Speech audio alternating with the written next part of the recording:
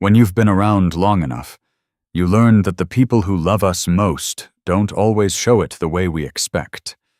They watch from a distance. They carry burdens we never see.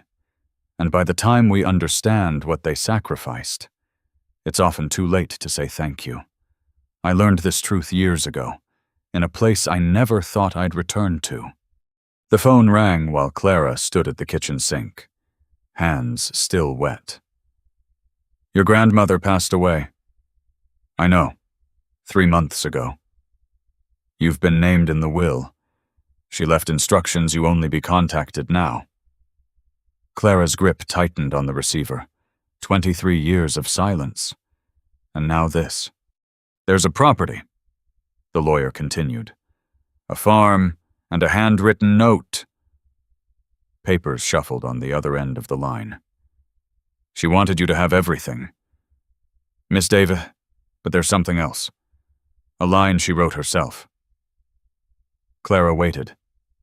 Outside, a car alarm blared. Someone shouted. Life continued without her. When you're ready, you'll find it. She hung up without saying goodbye. The bowl sat on the counter where she'd left it. Cold water dripped from her fingers onto the floor. Before we continue, I'd love to know, where are you watching from today? Drop your city or country in the comments. And if you haven't subscribed yet, we'd be grateful for your support. It helps us bring more stories like this to you. Thank you kindly. The bus left Clara at a dirt road that led toward nothing but sky. She walked. Dust clung to her shoes with every step. The air smelled different here, cut grass, something floral she couldn't name. And beneath it all, the faint promise of rain moving in from the west. The farmhouse appeared around a bend in the road. White clapboard siding, paint peeling at the corners, a porch that sagged slightly on one end. But the windows were clean. The path to the front door had been swept recently. Someone had been here. Someone was keeping this place ready. Clara climbed the porch steps. The third one groaned under her weight. She fitted the old brass key into the lock, and the door swung inward with a sound like a breath held too long finally releasing. Inside, dust motes drifting through pale afternoon light. Furniture draped in white cloth. The shapes beneath them, a sofa. Armchairs. A dining table, waiting like ghosts to be named.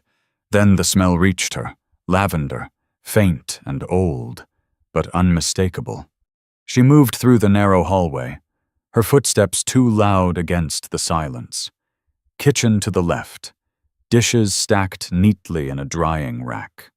A kettle sitting on the cold stove. Living room ahead, more shrouded furniture. A stone fireplace with ash still in the grate. The bedroom door stood slightly open at the end of the hall. Clara pushed it wider. The hinges made no sound. Someone had oiled them. A narrow bed covered with a faded quilt. A wooden rocking chair positioned by the window. A small table beside the pillow. And on that table, in a tarnished silver frame, a photograph. Clara crossed the room before her mind caught up to her legs. She lifted the frame with trembling hands. A little girl, maybe 5 years old. Dark hair pulled into 2 messy braids. A gap-toothed smile bright enough to stop your heart. Standing right here, in front of this very house. Clara didn't remember this photograph being taken, but her grandmother had kept it here, right beside her pillow. The first thing she'd see every morning. The last thing before sleep.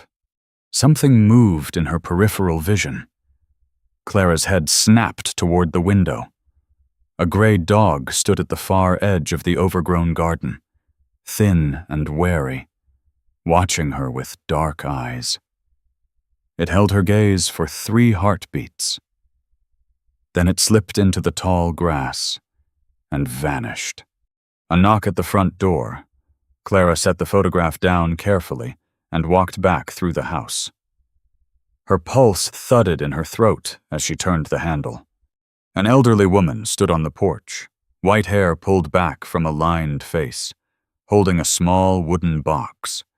Lavender flowers had been carved into the lid. The woman studied Clara for a long moment. Her eyes were bright and knowing. "You look just like your mother," she said quietly, then, softer still, "Your grandmother talked about you all the time, every single day, near the end." She held out the box. "She told me to give you this, but only if you came alone." Clara took the box. The wood was smooth against her palms, worn at the edges where hands had held it many times before. "I'm Martha," the woman said. "I live just down the road. Your grandmother and I were friends for nearly 40 years. Martha's eyes moved past Clara into the dim hallway, then back. Something shifted in her expression, relief. Maybe, or grief still too fresh to hide. "Come in," Clara heard herself say. They sat in the kitchen.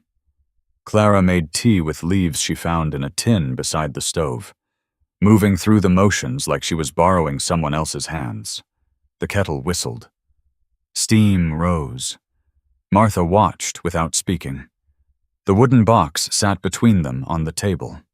"She talked about you," Martha said finally. "Every week, sometimes every day toward the end." Clara's hand stopped on the teacup. "She didn't know me." "She knew more than you think." "The box." Clara pulled it closer. Her fingers found the small brass latch and lifted it open.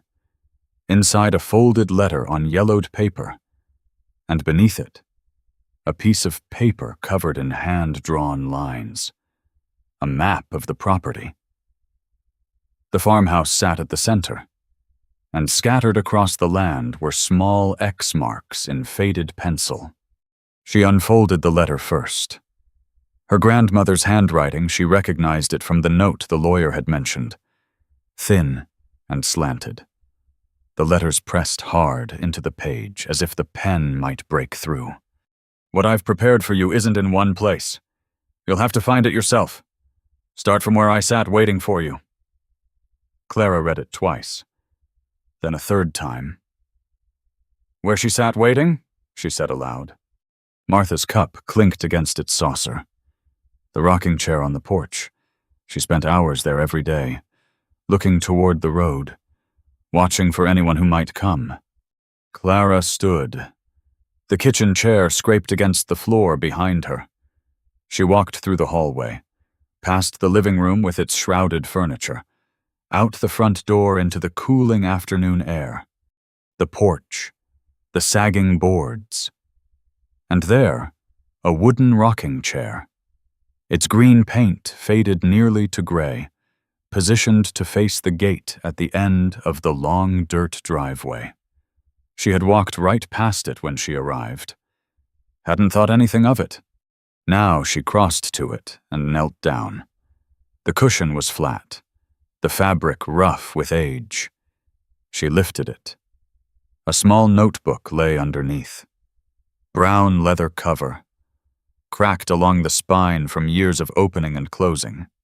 Clara sat down in the chair, her grandmother's chair, and opened it. The first page held a date, 22 years ago.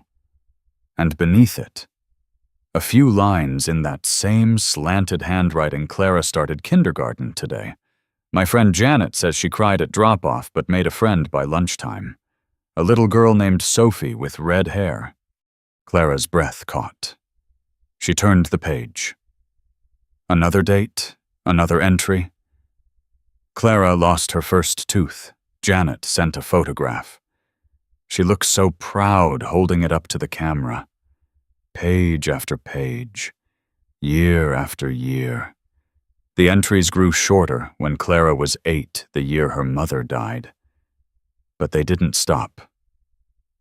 Clara moved to the Henderson family today. Her 4th placement this year. I pray they are kind to her. I pray she knows someone is thinking of her. The writing here was shakier. Water stains warped the corners of the paper. She kept reading. Clara graduated from high school. Janet saw her at the ceremony. Said she walked across that stage with her head held high. Said she looked strong, independent, like her mother used to look. Janet. A name Clara had never heard before. Clara got her first apartment downtown. Janet sent me the address. I drove past it once last spring. Didn't stop. Couldn't stop. But I saw her through the window, putting up curtains, yellow ones with little flowers. Clara's throat tightened. She remembered those curtains. Her first purchase for her first real home. A small thing she'd been proud of. Her grandmother had been there, watching through the glass, saying nothing. The notebook continued. Every job change, every move, every small milestone Clara had believed no one witnessed. Clara started working at the publishing company. Janet says she seems happy there. I thank God for that. I pray she doesn't hate me too much for all these silent years. The final entry was dated 3 months ago. The handwriting had grown difficult to read, the letters trembling across the page. The doctors tell me I don't have long now. I've asked Martha to keep things ready here. When Clara comes, and she will come, I know she will, she needs to understand everything. She needs to find what I've left for her. Maybe then she'll know why I had to let her go. Why I couldn't come to her, no matter how much I wanted to. I love her. I have loved her every single day. I hope that's enough. I pray it's enough. Clara closed the notebook. Her hands were trembling so badly the leather cover shook. The porch seemed to tilt beneath her, the whole world reshaping itself around this new truth. Her grandmother had known. Every birthday, every achievement, every failure, everything. Then why? Why the silence? Why 23 years of distance? Why let a child grow up believing she had been forgotten? She didn't abandon you because she wanted to, Martha said from the doorway. Clara hadn't heard her approach. She did it because she was afraid. Because someone made her afraid. Afraid of what? Martha opened her mouth to answer. The sound of an engine cut through the quiet afternoon. Both women turned toward the road. A black car, new, expensive, completely wrong against the dirt road and weathered fences, rolled to a stop at the front gate. Martha's face changed. The softness drained out of it, replaced by something harder and older. "Go inside," she said quietly. "Why, who is that? Clara?" Martha's voice dropped lower. "Your grandmother was afraid of many things in her life, but nothing scared her more than the day that man would come back here." The car door opened. A man stepped out. Mid-50s. Silver hair combed carefully back from his face. A tailored jacket that probably cost more than Clara earned in a month. He smiled as he walked toward the porch, a practiced smile that didn't reach his eyes. "Clara," he said warmly, like they were old friends, like he had been waiting for her. "Finally, I was starting to wonder if you'd ever show up." Martha stepped in front of Clara. Her hand gripped the porch railing, knuckles going white. "Richard," she said flatly, "you're not welcome here. You know that." The man's smile didn't waver. "Martha, still playing guard dog after all these years?" His gaze moved past her to Clara, studying her with an intensity that made her skin prickle. "Your grandmother and I had unfinished business. And now, I suppose, that business belongs to you." Richard climbed the porch steps slowly, each footfall deliberate. He moved like a man who had done this before, who knew exactly how the boards would creak beneath his weight. Emily's cousin, he said, extending his hand toward Clara. We've never met properly, though I've heard a great deal about you over the years. Clara didn't take his hand. Behind her, Martha's breathing had gone shallow. Richard let his arm fall. The smile remained fixed in place. I'm sure Martha has been filling your head with all sorts of stories. That's what she does. It's what they both did, your grandmother and her. He glanced at Martha, something cold flickering behind his eyes. Two old women spinning tales to keep the world at bay. What do you want? Clara's voice came out steadier than she expected. Only what's rightfully mine. Richard reached into his jacket and produced a folded document. Your grandmother and I had an arrangement, a verbal agreement made years ago, before her health declined. This property was supposed to come to me.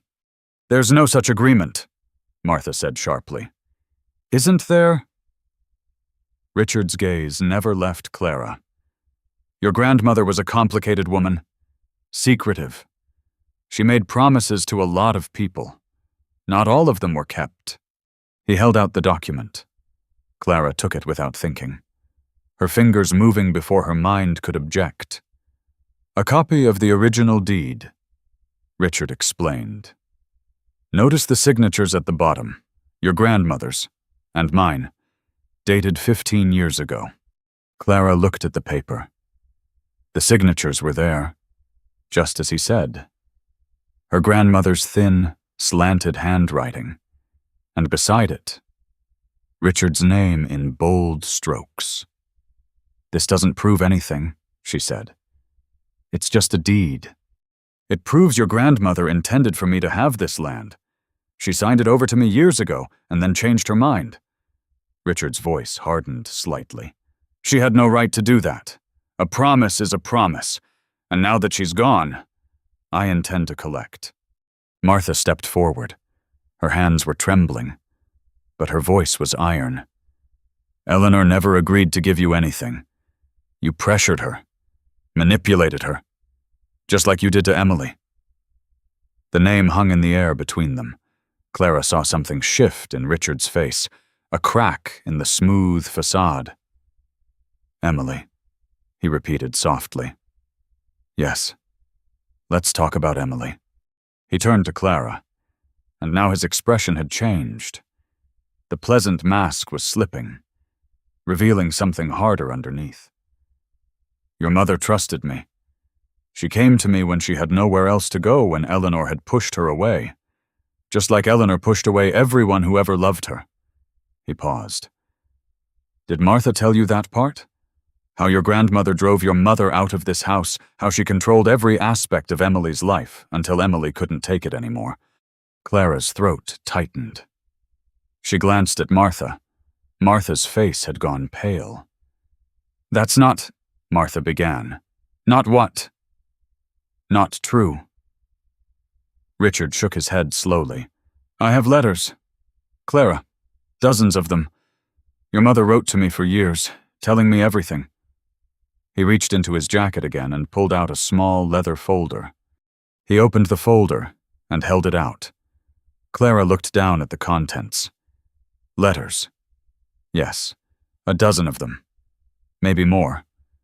Her mother's handwriting, she recognized it from the birthday cards she'd kept. The grocery lists tucked into old books. The top letter was dated 2 years before her mother died. Your grandmother kept that photograph by her bed, Richard said quietly. The one of you as a little girl. Do you know why not because she loved you? Because she felt guilty. Because she knew what she had done to your mother, and by extension, to you. Stop. The word came out cracked. The truth isn't always comfortable, Clara, but you deserve to know it. Richard's voice softened, almost gentle now. Your grandmother wasn't the woman Martha wants you to believe she was. She was controlling, manipulative. She drove your mother away, and then she let you grow up alone rather than admit she was wrong. He stepped closer, close enough that Clara could smell his cologne. Something expensive and sharp. "I'm not here to hurt you. I'm here to give you a choice. You can keep this property. Fight me in court for years. Spend every penny you have on lawyers, all to hold on to a house full of painful memories." He paused. "Or you can take my offer. Walk away with enough money to start fresh somewhere. Let the past stay buried where it belongs." Clara stared at him. Her mind was spinning, trying to reconcile the grandmother she'd just discovered, the one who'd watched her from afar, who'd kept a journal of every milestone with the woman Richard was describing. Which one was real? Which one was the lie? "1 week," Richard said. "That's all I'm asking. Take the time to think about it. Look through the house. Read whatever Martha wants to show you." His smile returned. Thinner now. "And when you're ready to make a smart decision, you know where to find me." He turned and walked down the porch steps. His footsteps were unhurried, confident. The car door opened and closed. The engine started. Clara watched the black car disappear around the bend in the road. Martha's hand found her shoulder. "Don't listen to him," Martha said. Her voice was shaking. "He's lying. He's been lying for 30 years. Then why did my mother write those letters?" Martha was silent. Why did she say those things about my grandmother? Why did she feel like she was disappearing? Still nothing. Clara pulled away from Martha's touch. She looked down at the letter still clutched in her hand. Her mother's words. Her mother's pain. "There are things I haven't told you yet," Martha said finally. "Things Eleanor made me promise to let you discover on your own. But if you're going to hear Richard's version first..." "Then tell me," Clara said. "Tell me now. Because right now, I don't know what to believe." Martha's eyes glistened. She looked old suddenly, old and tired and weighted down by secrets kept too long. "Not here," she said quietly. "Come to my house tonight, when it's dark, when no one is listening." She turned and walked down the steps, moving slowly toward the road that led to her own small house.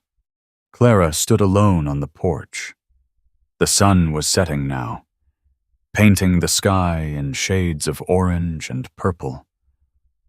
The rocking chair creaked softly in the evening breeze.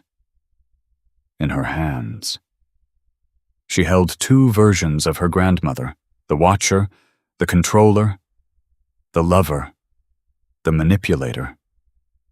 One of them was a lie. She just didn't know which one yet. Martha's kitchen smelled like chamomile and wood smoke. A single lamp on the table cast a small circle of yellow light, leaving the corners of the room in comfortable shadow. Clara sat with her hands wrapped around a cup she hadn't touched. The tea had gone cold 20 minutes ago. She didn't care. "Your grandmother changed after you left," Martha said. She sat across the table, her own cup untouched as well. "Before, she was strong, stubborn. The kind of woman who could argue a fence post into moving if she set her mind to it. After your mother died, after you went into the system." She shook her head slowly. She just waited. That's all she did. Waited. Waited for what? For you. Martha's voice dropped lower. Every single day, she would sit in that rocking chair on the porch, morning until dark, sometimes, just watching the road, like she believed if she looked hard enough, long enough, you would appear.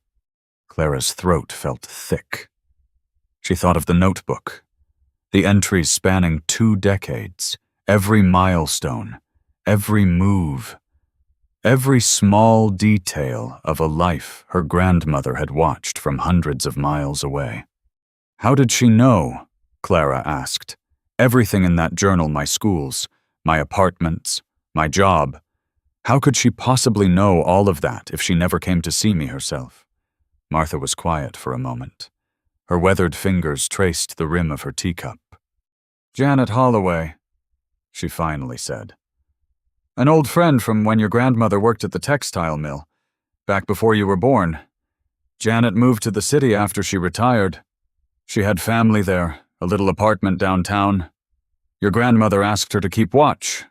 Nothing intrusive, just making sure you were all right. Keep watch on me. Yes. Martha met her gaze steadily. Janet would drive past your school sometimes. Your foster homes when she could find out which one you were in. Later, when you got older. She'd check on your apartment every few months. She never introduced herself, never said a word to you, just watched from a distance and wrote letters back here. Sometimes photographs, too, when she could take them without being noticed. Clara tried to picture it. A stranger in a parked car, watching her walk into school, watching her hang yellow curtains in her first apartment window, sending reports back to a grandmother Clara had believed wanted nothing to do with her. That scholarship, Martha continued. The one you got for college. The anonymous donor. Clara's hands tightened on the cold teacup. Your grandmother sent that money. Every semester for 4 years. She didn't have much, but she saved everything she could. Janet handled the paperwork, so it couldn't be traced back here. The room seemed to tilt slightly. Clara pressed her palms flat against the table to steady herself. She wasn't wealthy, Martha said. She couldn't hire lawyers or investigators or any of that. All she had was Janet and the letters, and hope that someday you would come back on your own. She paused, and she had this place. She spent years getting it ready for you. Ready for what? Martha stood. Come with me. They walked out the back door into darkness. The night air was cool against Clara's face, carrying the scent of damp grass and distant rain still moving in from somewhere west. Martha led the way with a flashlight, its beam cutting a pale path through the overgrown garden behind the main house. A smaller structure stood in the shadows beyond the vegetable patch. Clara had assumed it was a storage shed when she first noticed its weathered boards. A rusted padlock hanging from the door. Martha produced a key from her pocket. The lock clicked open. Your grandmother gave me this 3 years ago, she said. Told me to show you when you were ready. When you chose to stay. She pushed the door open and stepped aside. I think you're ready now. Clara stepped through the doorway. Martha's flashlight found a switch on the wall, and fluorescent bulbs flickered to life overhead. Clara stopped breathing. It wasn't a storage shed. It was a room. A complete, furnished room. A bed with a blue quilt, neatly made. A wooden desk positioned beneath the window with a reading lamp. A bookshelf built into the wall. Filled with books. Clara moved closer to the shelf. Her fingers found the spines one by one. The Chicago Manual of Style. On Writing Well. The Elements of Editing.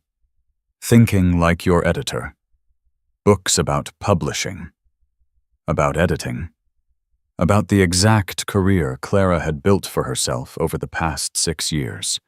Her grandmother had known. Not just that Clara was alive, not just where she lived, but who she had become. What she cared about, what she spent her days doing. And she had prepared this room, filled it with everything Clara might need if she ever came home. She started building it 10 years ago, Martha said from the doorway. Added things every year. Updated the books whenever Janet told her you'd changed positions. When you moved to the publishing company, your grandmother drove 2 hours to a bookstore in the city just to find the right titles. Clara's hand rested on a book about developmental editing. The spine was uncreased, never opened, just waiting. Why? The word came out, cracked down the middle. Why do all of this and never tell me, never reach out, never pick up a phone? Because she couldn't. Martha's voice was heavy. She wanted to. Clara, Lord knows she wanted to. But there were reasons she couldn't. Reasons she made me promise not to tell you until you found them yourself. Found what? The map in the box. There are other places she marked. Things she left for you to discover on your own. She wanted you to understand the whole story before anyone else could twist it. Martha paused. Before Richard could twist it. Richard. The name sent a cold thread down Clara's spine. What did he do? Clara asked. What happened between him and my grandmother that made her so afraid? Martha's face tightened. She looked older suddenly, the lines around her eyes and mouth deeper in the harsh fluorescent light. That's not all my story to tell. Not yet. She gestured toward the desk. But you might find some answers over there, in the drawer. Your grandmother kept something she wanted you to see. Something she held on to for 25 years. Clara crossed to the desk. The drawer stuck for a moment, then slid open with a groan of old wood. Inside lay a single envelope, yellowed with age. No address, no stamp. Just a name written across the front in handwriting Clara didn't recognize. Eleanor, her grandmother's name. She turned the envelope over. The seal had been opened long ago, then carefully closed again. Whoever wrote this letter had been read it many times over many years. Clara pulled out the pages inside. The paper was thin, almost fragile beneath her fingers. The ink had faded in places but remained legible. She looked at the date first. 25 years ago, 1 year before her mother died. Then the first line. Mother, I know what you're doing, and I won't let you win. Richard told me everything. Clara stood in the small room her grandmother had built, her mother's letter trembling in her hands. The fluorescent light buzzed overhead. Too bright, too harsh for words like these. She kept reading. You've controlled this family long enough. The money, the property. Every decision anyone tries to make, all of it, has to go through you. You drove Dad away. You drove me away. And now Richard tells me you're trying to cut him out too. Just like you do with everyone who stands up to you. He showed me the bank records. Mother, I know what you did. Moving money out of Dad's accounts before he died. Manipulating the will so everything went to you. You always said you were protecting the family, but you were only ever protecting yourself. Clara's eyes burned. She turned the page. I'm done. I'm taking Clara, and we're leaving. And when the time comes, I'll make sure everyone knows the truth about who you really are. Don't try to contact me. Don't try to find us. As far as I'm concerned, you're already dead to me. Emily. The letter ended there. No closing. No signature beyond that single name. Just rage pressed into paper, preserved for 25 years. Clara read it again. Then a third time, searching for something she might have missed. Some hint that this wasn't what it seemed. But her mother's handwriting was unmistakable. Clara had seen it before on birthday cards kept in a shoebox under her childhood bed. On grocery lists she'd found tucked into old cookbooks after the accident. This was real. Her mother had believed Richard, had trusted him completely, had turned against her own mother because of whatever he'd told her. What if her mother had been right? There's more, Martha said quietly from the doorway. In the envelope. Clara reached back into the yellowed paper. Her fingers found another folded page, then another. And beneath them, something heavier photographs, their edges curling with age. She spread everything across the desk, more letters, all in her mother's handwriting, dated weeks and months apart, each one angrier than the last. Richard showed me the financial records. I see what you did. Richard has a lawyer now. We're going to court. Richard says you've been lying to everyone for years. He has proof. Richard. Richard. Richard. His name appeared in every letter like a poison slowly spreading through the pages. And the photographs, Clara picked them up one by one. Her mother, young and laughing, standing next to a man she didn't recognize. Her mother holding a baby. Her mother at what looked like a family gathering. Richard visible in the background, watching. The final photograph stopped her cold. Her mother and Richard, standing close together outside a courthouse. Her mother's face was streaked with tears. Richard had his arm around her shoulders, leaning in to whisper something. The date stamped on the back 3 months before the accident. What is this? Clara's voice didn't sound like her own. What was happening between them? Before Martha could answer, headlights swept across the window. Clara turned. Through the dusty glass, she watched a black car pull up the driveway and stop at the same spot as before. The engine cut. The door opened. Richard stepped out. But this time, he wasn't empty-handed. He carried a leather briefcase, and his expression had changed. The pleasant mask from this afternoon was gone entirely. Now he looked determined, almost eager. "He's been watching the property," Martha said, her voice tight. "He knew you were here before you even arrived. He's been waiting for this." Clara gathered the letters and photographs, stuffing them back into the envelope. Her hands shook badly enough that she dropped 2 of them and had to pick them up from the floor. By the time she reached the front porch, Richard was already climbing the steps. "Clara." He nodded as she approached. "I was hoping we could talk again. Properly this time. Without interference." His eyes flicked to Martha standing in the doorway behind her. "Say what you came to say." Richard smiled. It was the smile of a man who believed he had already won. "I have something to show you," he said. "Documents I kept from your mother's estate. Things Eleanor worked very hard to make sure you'd never see." He opened the briefcase and pulled out a thick folder bound with a rubber band. "I think they'll change your perspective considerably." He held out the folder. Clara took it. Her fingers felt numb as she opened it. Bank statements, dozens of them, spanning years, her grandmother's name on every account, transactions highlighted in yellow marker, large sums moved in and out, dates circled, notes scrawled in the margins. Behind the statements, legal documents, property transfers, a copy of her grandfather's will with sections underlined, and at the very back, more letters from her mother. Letters Clara had never seen. Letters filled with accusations and threats and promises of legal action. "Mother, I've spoken to Richard's lawyer. He showed me the discrepancies in the estate records. You stole from Dad. You stole from me. And now we have proof." Another letter. "Richard says we have enough evidence to take this to court. I'm not backing down this time.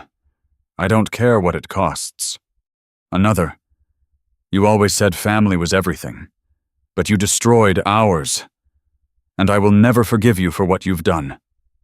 Clara's vision blurred. She blinked hard, forcing herself to keep reading. "Your mother was building a case," Richard said.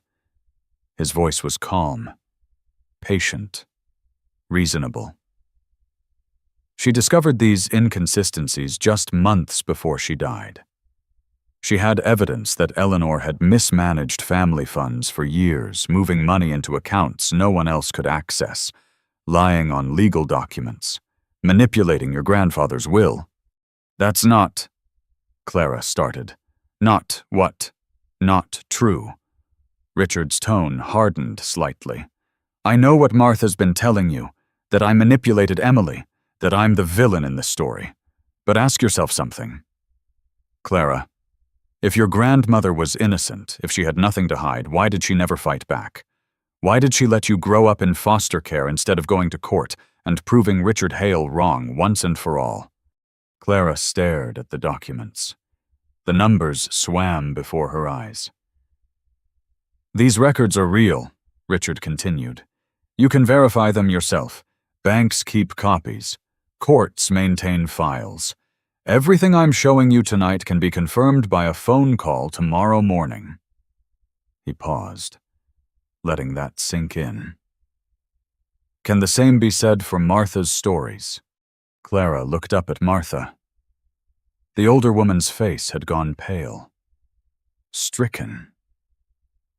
"Martha, he's twisting things." Martha's voice wavered. "There's context he's leaving out. Reasons for everything in those files. Then give me the reasons." Clara's voice came out sharper than she intended. "If he's lying, prove it. Show me something that proves him wrong." Silence. Martha opened her mouth, closed it. Her eyes dropped to the floor. Richard smiled. "You see, Clara, that's the problem. Martha has stories. I have documents. Your grandmother left you riddles and maps and a room full of books." He reached out and gently closed the folder in Clara's hands. "But she never left you the truth, because the truth didn't make her look very good at all." The first drops of rain began to fall. Clara hadn't noticed the clouds gathering while they talked. Now the sky had darkened to the color of a bruise, and fat drops splattered against the porch roof. "1 week," Richard said. "That's all I'm asking. Take the time, look at the evidence, make your own decision." He picked up his briefcase and descended the steps. "And Clara, whatever you decide, I hope we can keep this civil. Family shouldn't have to fight each other in courtrooms. It's messy, expensive, painful for everyone involved." He got into his car. The engine started. Red taillights disappeared around the bend as the rain began to fall harder. Clara stood on the porch. The folder pressed against her chest. Everything she had read tonight, the journal, the letters.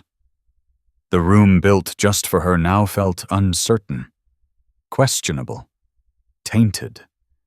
She thought about her mother's angry words, her mother's trust in Richard, her mother's belief that Eleanor had destroyed their family. What if her mother had been right? "Clara!" Martha reached for her arm. Clara pulled away. She walked down the steps into the rain, past the garden, past the shed, all the way to the front gate. The water soaked through her shirt in seconds, plastering her hair flat against her skull. She stood at the edge of the property and looked down the dark road. She could leave right now, pull out her phone, call a taxi, disappear back to her apartment in the city. Forget all of this, the farm, the secrets, the war between two versions of a woman she had never really known.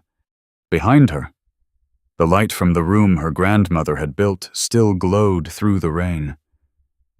When you're ready, you'll find it. But what if she was never ready? What if the truth was worse than not knowing? Martha's voice carried through the downpour. "There are things I haven't told you yet. Things your grandmother made me promise to let you discover on your own." She stepped off the porch and walked toward Clara, rain streaming down her face. "But if you leave now, if you let Richard win, you'll never understand why she really let you go." Clara turned slowly. "Then tell me. No more riddles. No more waiting. Tell me now." Martha's face was wet. Rain or tears, Clara couldn't tell anymore. "Your grandmother didn't let you go to protect you from Richard's lawyers," Martha said quietly. "She let you go because he threatened to kill you. And after what happened to your mother, she believed every word. The rain came down harder. Clara stood at the gate, her phone in her hand. The taxi app still open on the screen. One tap, and a car would come. One tap, and she could leave all of this behind. Richard threatened to kill you. The words hung in the air between them, impossible and real at the same time. You're lying, Clara said. Her voice sounded far away, like it belonged to someone else. I wish I was. Martha stepped closer, rain streaming down her lined face. He came to this house 23 years ago, the week after your mother's funeral. He stood on that porch where you've been standing all day. And he told Eleanor that if she tried to take custody of you, if she interfered with his plans in any way, he would make sure you never grew up at all. Clara's thumb hovered over the screen. The blue glow reflected off the rain on her skin. Why would he do that? I was 8 years old. I was a child. You were the heir. Martha's voice cracked. As long as you existed, Richard couldn't touch this property, couldn't get what he wanted. He thought if he scared Eleanor enough, she'd sign everything over to him, give up her rights to the land, give up you.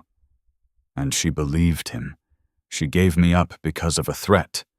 She didn't just believe him. Clara, she knew him. Martha wiped rain from her eyes with the back of her hand. Her fingers were shaking. Richard had done things before. Hurt people who got in his way. Nothing anyone could ever prove in court. Nothing that left evidence. But your grandmother had seen it. She knew what he was capable of when someone stood between him and something he wanted. Martha paused. Your mother found out too. Right at the end. That's why she was driving that night. She was trying to get away from him. Clara's legs buckled. She didn't feel herself falling. One moment she was standing at the gate, and the next her knees hit the muddy ground with a wet sound that seemed to come from somewhere far away. The phone slipped from her fingers into a puddle. Rain plastered her hair to her skull, ran down her face, soaked through every layer of clothing until she couldn't tell where the water ended, and she began. All those years, every birthday alone in someone else's house, every Christmas watching other families unwrap presents she would never receive. Every night, lying awake in a narrow foster bed, staring at an unfamiliar ceiling, wondering what she had done wrong, why no one wanted her, why she wasn't worth keeping. And it had all been because of this, because a man she'd never met had threatened her life, and her grandmother had believed him enough to let her go. She should have fought. The words came out broken, barely audible over the rain. She should have gone to the police, gotten protection, hired lawyers, done something, anything except abandon me. She tried. Martha knelt in the mud beside her, not seeming to notice the wet earth soaking through her dress. The police couldn't help. Richard was too careful, never made threats where anyone could hear, and lawyers cost money Eleanor didn't have. She was alone out here. Clara, a widow on a farm in the middle of nowhere, going up against a man with money and connections and no conscience. Her voice dropped. She made the only choice she thought she could make, and she spent every single day after that regretting it. The phone screen had gone dark in the puddle. Clara stared at it without seeing. She had built her whole life around one belief that she wasn't wanted, wasn't good enough, wasn't worth the trouble of keeping. She had told herself that story so many times it had become the only truth she knew, had used it as armor against anyone who tried to get close, had pushed people away before they could leave her first. And now Martha was telling her that truth was a lie, that she had been wanted all along, protected, mourned every single day for 23 years. If that was true, if her grandmother had loved her this much, sacrificed this much, then Clara had spent her entire adult life hating a woman who deserved her gratitude. The shame hit her harder than the cold. She bent forward, hands sinking into the mud, rain pounding against her back. Her stomach heaved. She didn't vomit, but the urge was there, fighting its way up her throat. The feeling of wrongness was overwhelming, not just grief, not just confusion, but the deep, nauseating awareness of having been wrong about everything that mattered. She had judged her grandmother, resented her, built walls out of that resentment, used it as an excuse to keep everyone at arm's length.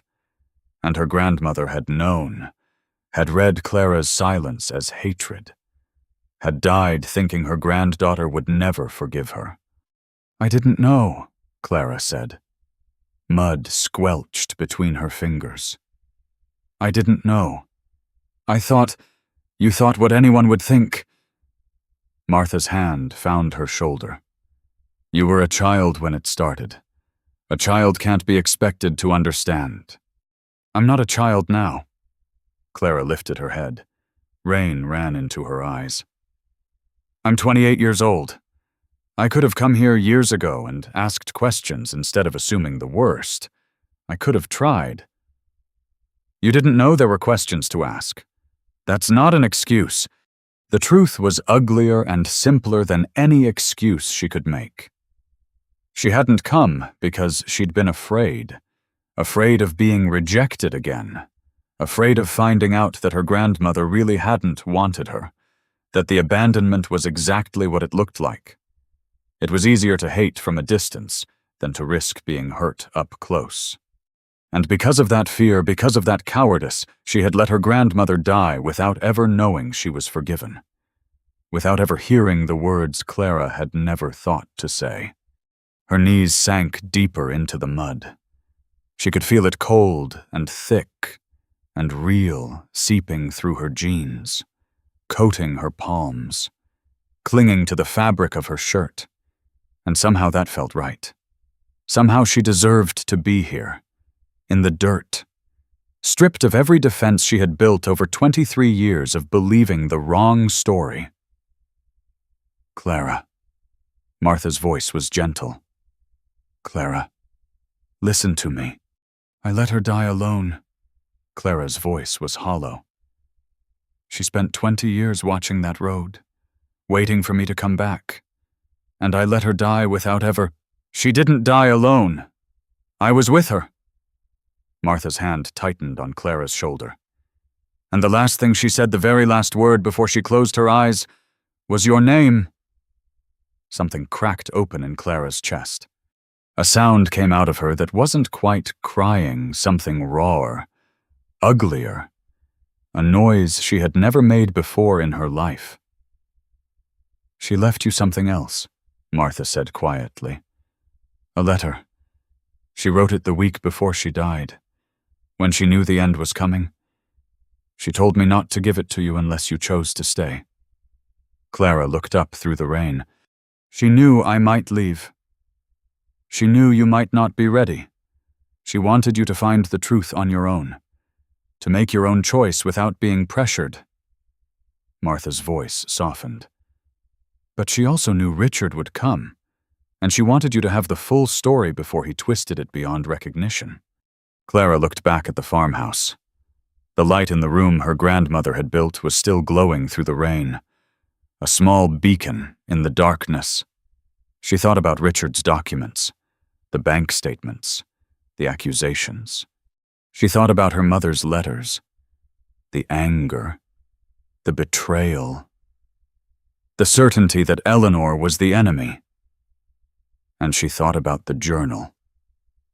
20 years of watching, 20 years of waiting, 20 years of love expressed in silence because words were too dangerous.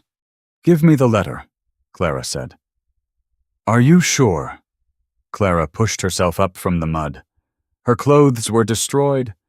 Her hands were filthy.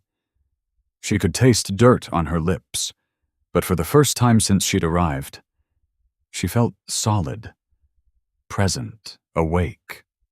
"I'm not leaving," she said. "I'm done running from the truth."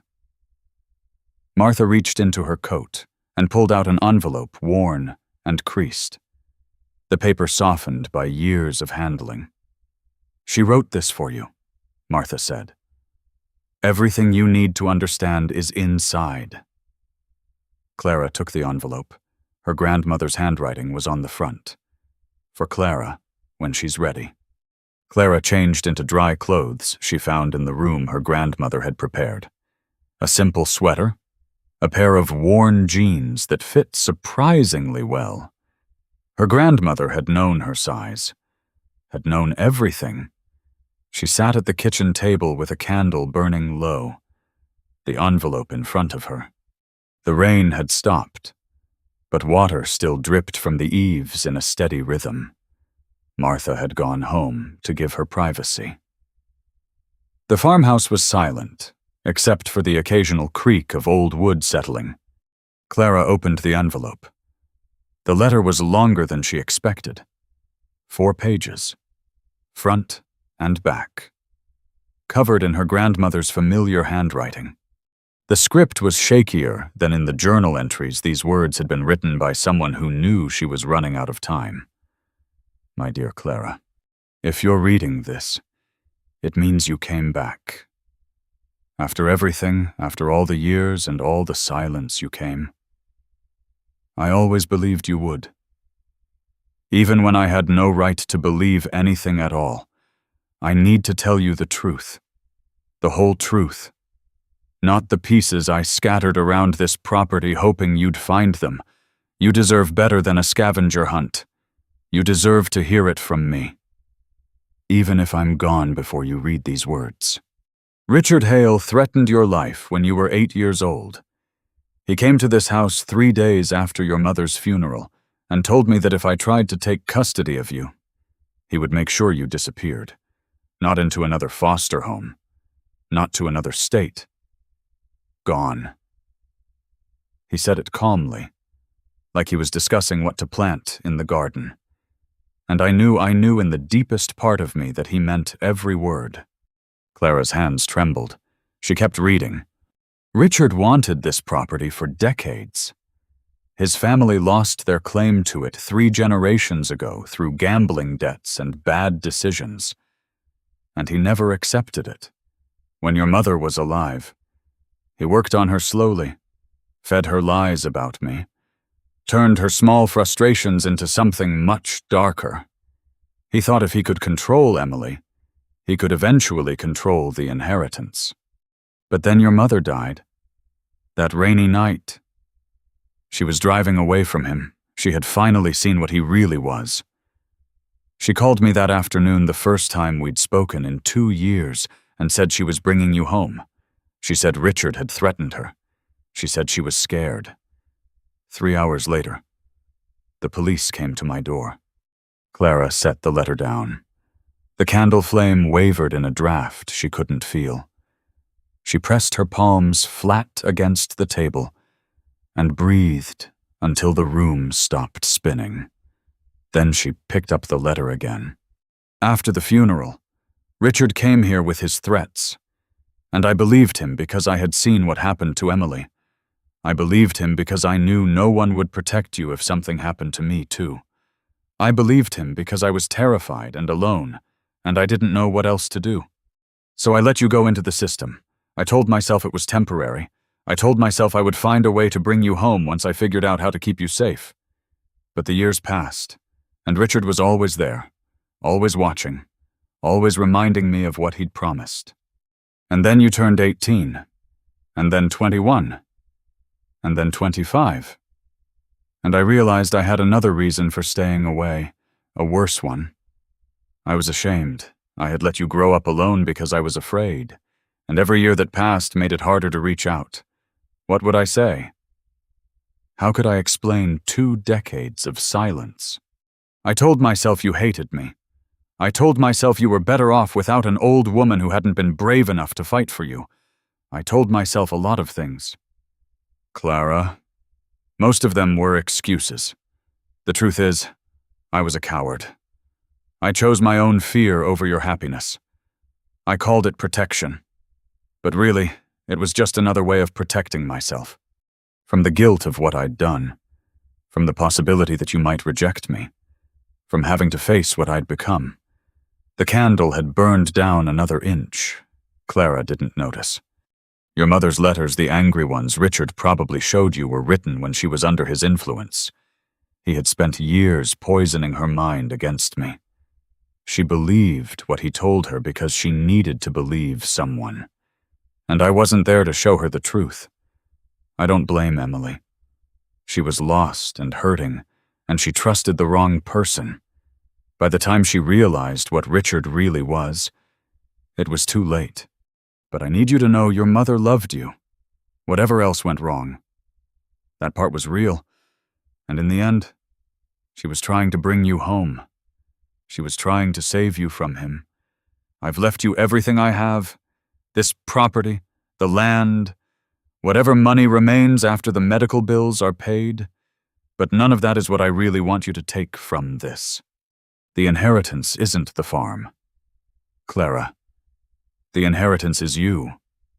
You are what I spent 20 years preparing for. Every book in that room, every entry in that journal, every prayer I said at night, it was all for you. I wanted you to know that someone saw you, someone was watching, someone was proud of every single thing you accomplished, even from far away. I was a coward. I made terrible choices, but I never stopped loving you. Not for one day, not for 1 hour. Richard will try to take this property. He has papers and lawyers and all kinds of evidence that looks damning if you don't know the full story. Don't let him win. Not because of the land that's just dirt and wood, but because of what it represents.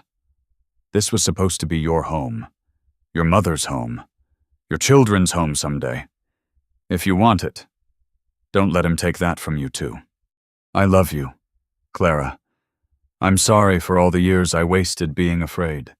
I hope someday you can find it in yourself to forgive me. Your grandmother, Eleanor. Clara sat for a long time after she finished reading. The candle burned down to a stub and guttered out, leaving her in darkness except for the gray light of early dawn coming through the windows. She read the letter again. Then a third time. I was a coward. The words should have been painful. Instead, they brought something like peace.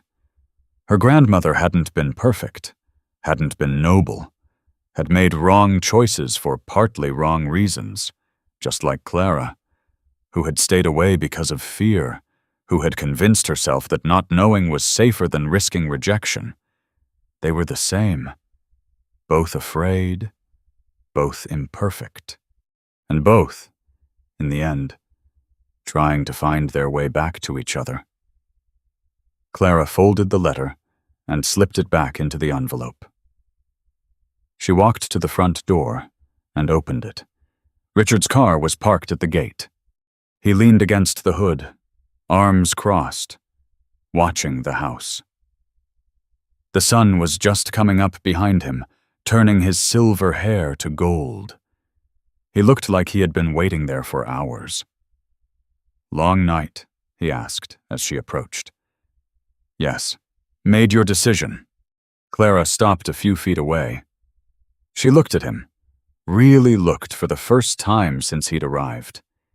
The expensive clothes, the careful smile, the confidence that came from decades of getting what he wanted. And underneath the calculation, the cold patience of a man who had waited 23 years for this moment. "I found my grandmother's letter," she said.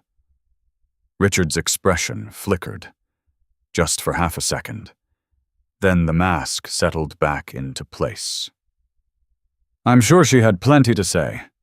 Eleanor always did have a talent for making herself the victim. She told me what you did, the threats, what really happened to my mother." "And you believe her?" "Yes." Richard's smile thinned.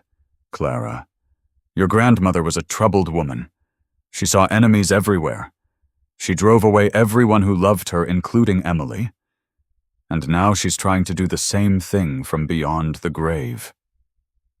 "You threatened to kill me," Clara said quietly. "I was 8 years old, and you told her you would make me disappear." The mask slipped, just for an instant, a flash of something cold and empty behind his eyes. Then it was gone. "That's absurd. I'm not leaving." Richard stopped. "I'm not selling the property. I'm not signing anything over to you. This was my grandmother's home, and my mother's home. And now it's mine." Clara's voice was steady. "You don't get to take it." Richard studied her for a long moment. The calculation was visible now, working behind his eyes. "You're making a mistake," he said finally. "Maybe. I have lawyers, evidence, resources you can't begin to imagine. I'll bury you in legal fees. I'll drag this out for years." "I know. Or you can take my offer. Walk away with enough money to start over. Never think about this place again." He stepped closer. "That's the smart choice, Clara. That's what a reasonable person would do." Clara looked at him, then past him. At the farmhouse. At the porch where her grandmother had spent 20 years watching an empty road. "I'm not leaving," she said again. Richard's jaw tightened. "Then you'll regret it." He got in his car. The engine started. Gravel sprayed as he pulled away down the dirt road. Clara watched until the car vanished around the bend. Then she turned and walked back toward the house. Martha was standing on the porch. "Well?" Clara climbed the steps. The third one still creaked. "It's not over," she said. "He'll be back. Probably with lawyers." "I know. But I'm staying. Whatever it takes." Martha nodded slowly. Her eyes glistened in the morning light. "Your grandmother would be proud," she said quietly. Clara looked out at the fields. The sky was warming to pink and gold. The first real sunrise she had seen since arriving.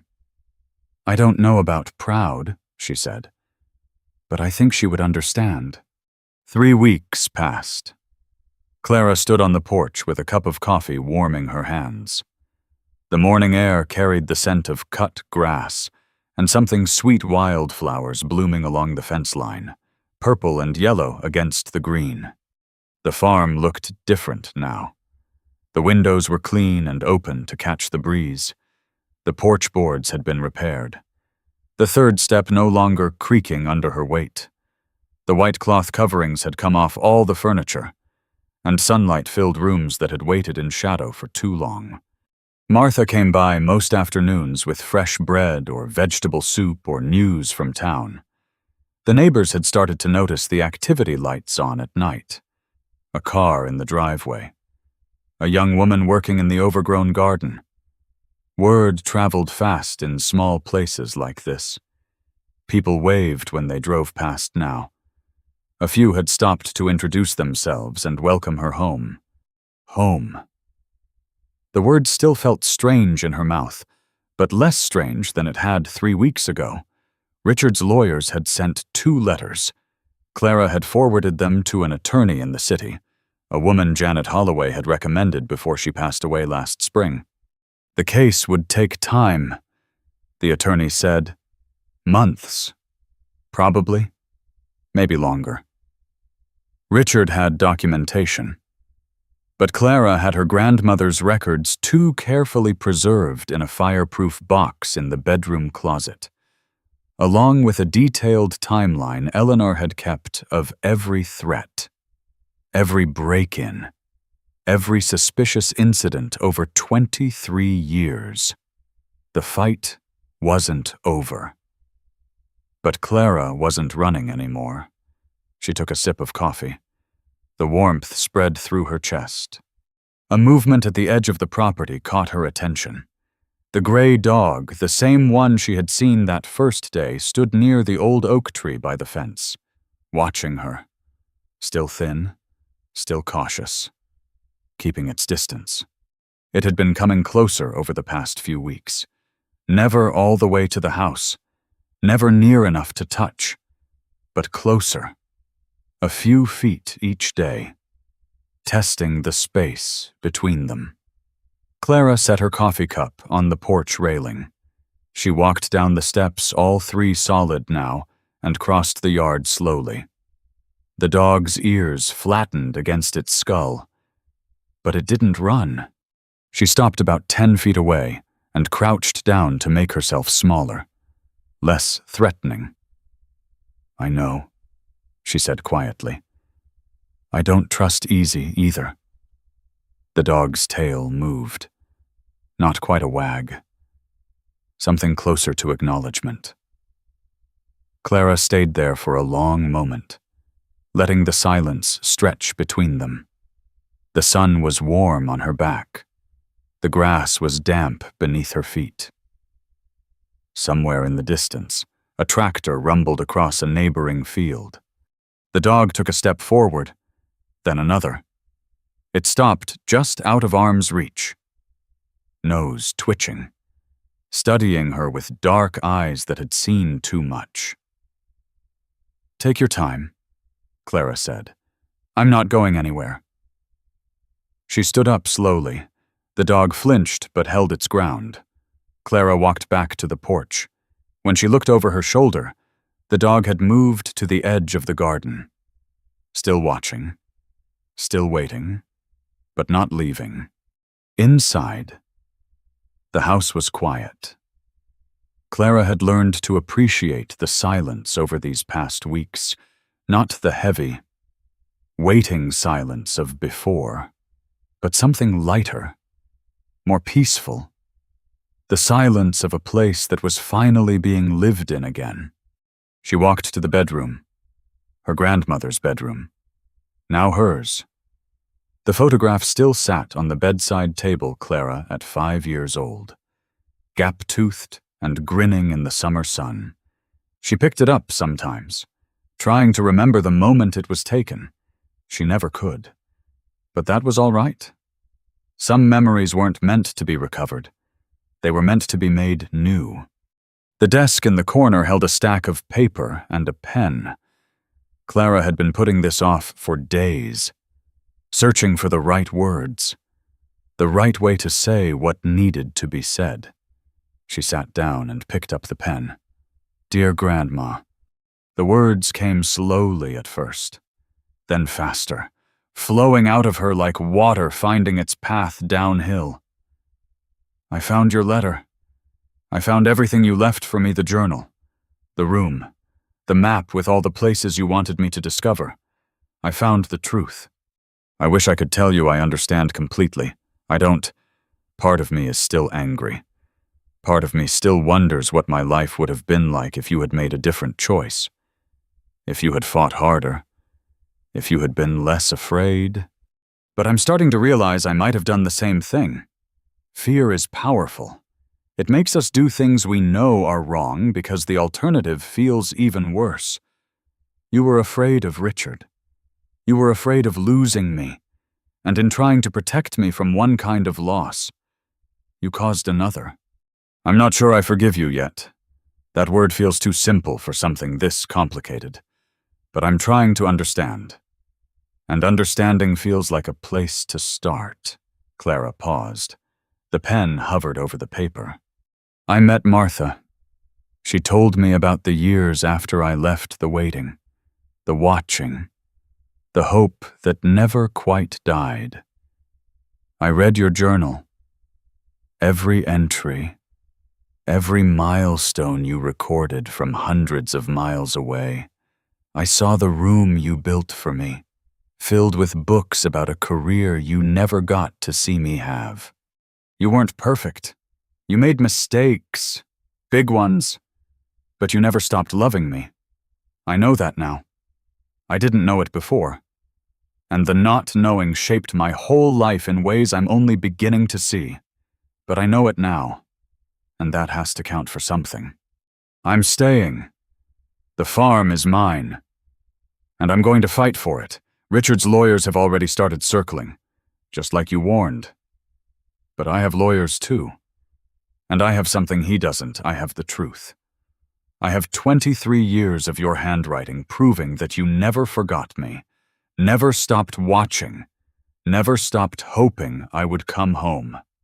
You asked me not to let him win. I won't. There's a stray dog that comes around the property. Gray, skinny, scared of everything that moves. It reminds me of myself when I first got here. Maybe it reminds me of you too, keeping your distance, watching from far away, wanting to come closer but not quite trusting that it was safe. I've been leaving food out for it. It's getting braver. This morning it let me get within 10 feet before it backed away. Small progress. But progress. Martha says I look like my mother. I don't have many pictures of her, but I found some in the closet, old snapshots from before I was born, before everything went wrong. She was beautiful. She looked happy in some of them, sad in others. I wonder if she ever knew the truth about what Richard did to this family. I wonder if things might have been different if she had figured it out sooner. I wonder about a lot of things, but wondering doesn't change what happened. It only changes what happens next. I'm going to build a life here, a real one. I'm going to fix the fences and clear the garden and learn the names of all the neighbors who keep stopping by to say hello. I'm going to sit on the porch in that rocking chair where you spent so many years, and I'm going to watch the road, not waiting for someone to come save me, just watching, just being here, just living. You waited 20 years for me. I wish I had come sooner. I wish I had known there was something to come back to. But I'm here now. That has to count for something. I love you. I think I always did. Even when I was angry. Even when I was certain you had thrown me away. The love was there underneath all of it. I just couldn't see it through the hurt. I hope you can see it now. Wherever you are. I hope you know I finally came home. Clara. She set the pen down and read the letter once. Then again. Then she folded it carefully, slipped it into an envelope, and wrote her grandmother's name on the front. The same handwriting, the same careful letters. She carried it to the bedroom and opened the drawer of the bedside table. Her grandmother's letter was still there, worn soft from handling. Clara placed her own letter beside it. 2 letters. 2 women. A conversation that had taken 23 years to begin. Clara closed the drawer. Outside, the afternoon sun cast long shadows across the yard. The dog had moved closer while she was writing it, lay now at the bottom of the porch steps, head resting on its paws, watching the road with patient eyes. Clara stepped onto the porch. The dog's ears lifted, but it didn't move. She sat down in the green rocking chair. The wood was warm from the sun. The cushion still held the faint impression of someone smaller. From here, she could see the gate. The dirt road stretching away toward town. The hills in the distance, turning gold in the late afternoon light. She looked down at the dog. I spent a long time not knowing where I belonged, she said quietly. Maybe you did too. But I think that's all right. Maybe belonging isn't something you find. Maybe it's something you choose, something you build, one day at a time. The dog's tail brushed against the porch steps. Not quite a wag. Something gentler. Something like trust beginning to take root. Clara leaned back in the chair and watched the shadows lengthen across the land her grandmother had kept safe for her. She was home.